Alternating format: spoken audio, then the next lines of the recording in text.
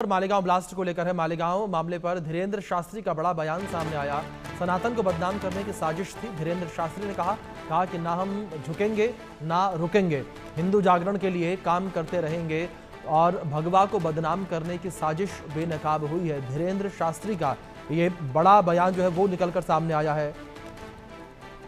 ये बड़ी खबर है जो इस बीच निकलकर सामने आ रही है।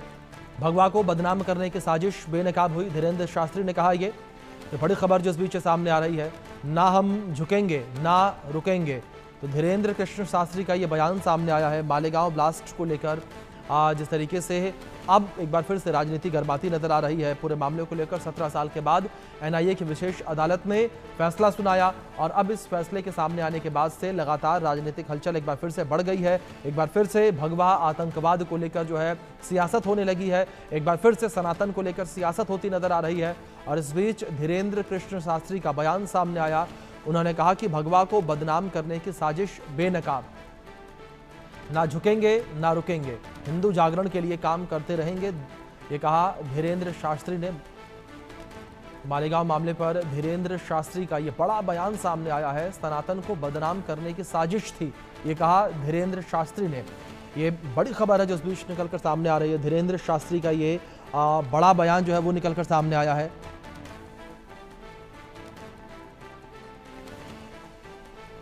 सनातन को बदनाम करने की साजिश थी, ये कहा धीरेन्द्र शास्त्री ने। ना हम झुकेंगे ना रुकेंगे, हिंदू जागरण के लिए काम करते रहेंगे, ये कहा धीरेन्द्र शास्त्री ने। ये बड़ी खबर है जो इस बीच निकलकर सामने आ रही है। धीरेन्द्र शास्त्री का ये बड़ा बयान जो है वो सामने आया है। उन्होंने साफ तौर पर कहा कि सनातन को बदनाम करने की ये साजिश थी, हिंदू जागरण के लिए काम करते रहेंगे, ये कहा धीरेन्द्र शास्त्री ने। ये बड़ी खबर है जो इस बीच निकलकर सामने आ रही है। धीरेन्द्र कृष्ण शास्त्री का ये बड़ा बयान सामने आया मालेगांव ब्लास्ट को लेकर। जिस तरीके से मालेगांव ब्लास्ट को लेकर फैसला आया, एनआईए की विशेष अदालत ने ये फैसला सुनाया। अब इसको लेकर ये बड़ा बयान जो है वो धीरेन्द्र कृष्ण शास्त्री का सामने आया। उन्होंने साफ तौर पर कहा कि सनातन को बदनाम करने की ये साजिश है। हमारे सहयोगी शाहिद अंसारी जुड़ गए हैं, उनका रुख करेंगे अपडेट्स के लिए। शाहिद, जिस तरीके से धीरेन्द्र शास्त्री का बयान सामने आया है, उन्होंने अपने बयान में और क्या कुछ कहा, किस तरीके से उन्होंने जिक्र किया कि भगवा को बदनाम करने की साजिश थी?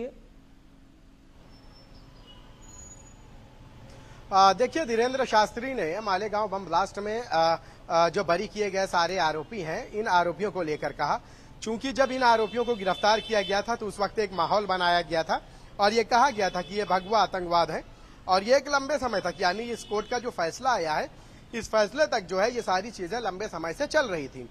जैसे ही कोर्ट का फैसला आया और कोर्ट के फैसले के बाद इन सारे आरोपियों को बरी किया गया, कोर्ट ने अपने रिमार्क में ये बात भी कही है कि कोई भी धर्म, कोई भी मजहब आतंकवाद नहीं होता और ना ही कोई भी मजहब, कोई भी धर्म किसी भी आतंकवाद की पैरवी करता है।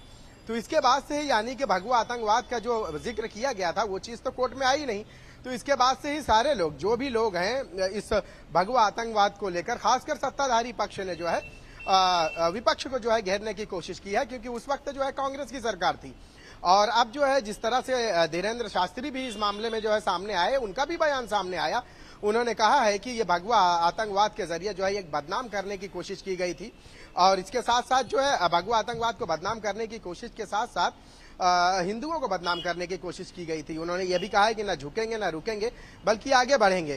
तो ये बहुत सारी चीजें रही हैं। सिर्फ धीरेन्द्र शास्त्री ही नहीं, बल्कि इस मामले में सत्ताधारी पक्ष के कई लोग ऐसे रहे हैं कि जिन्होंने इस बारे में जो है अपने विचार जो है स्पष्ट किए। देखिए, जब फैसला आया है तो इस फैसले के बाद से जो है देवेंद्र फडणवीस ने यह बात कही थी कि जिन लोगों ने जो है भगवा आतंकवाद को लेकर आरोप लगाया था वो लोग अब जो है माफी मांगे। वो लोग का मतलब है कि तत्कालीन जो है सरकार, यानी कांग्रेस की जो सरकार थी, उस दौरान जो है उन्होंने जो भी किया है और भगवा आतंकवाद का जो नाम दिया था, अब कोर्ट से बरी हो गए ये सारे लोग, तो अब जो है इनको उनसे माफी मांगनी चाहिए। और इसी तरह से बाकी लोगों ने भी जो है अपने अपने बयान दिए और इस बयान में जो है सबके सारे लोगों के बयानों में एक बात जो है सामान्य रही है, समानता रही है। हर एक ने जो है विशेष रूप से जो है भगवा आतंकवाद को लेकर कहा है कि जिस भगवा आतंकवाद के सहारे कांग्रेस ने एक लंबे समय से जो है तुष्टीकरण की राजनीति जो है की है, मुस्लिम तुष्टीकरण की, उसे अब माफी मांगना चाहिए, क्योंकि सरकार उस वक्त कांग्रेस की थी और कांग्रेस ने उस वक्त मुसलमानों के वोट बैंक अपनी झोली में जमा करने के लिए ये भगवा आतंकवाद का नाम दिया और एक हद तक कांग्रेस कामयाब भी हुई। 2014 के बाद जो है राज्य में, केंद्र में जो है सरकार बदली, राज्य में फिर बदली उसके बाद, और उसके बाद इस शब्द को लेकर जो है ये सिलसिला चलता ही रहा। लेकिन जब एनआईए की विशेष अदालत में ये सारे आरोपियों को बरी किया गया तो उस दौरान फिर इस बात पर भी जो है कोर्ट ने अपना रिमार्क दिया कि कोई भी मजहब जो है आतंकवाद की शिक्षा नहीं देता और ना ही कोई भी मजहब किसी की भी जो है पैरवी करता है। तो इस तरह की ये सारी चीजें चलती रही हैं और अब जो है धीरेन्द्र शास्त्री ने भी इस पर अपना बयान दिया। जी अभिषेक। जी बिल्कुल, जाहिर तौर पर शाहिद, जिस तरीके से आपने जिक्र किया इस पूरे मामले पर, राजनीति जो है वो काफी ज्यादा गर्माती नजर आ रही है। फिलहाल बहुत शुक्रिया आपका जुड़ने के लिए और अपडेट्स के लिए।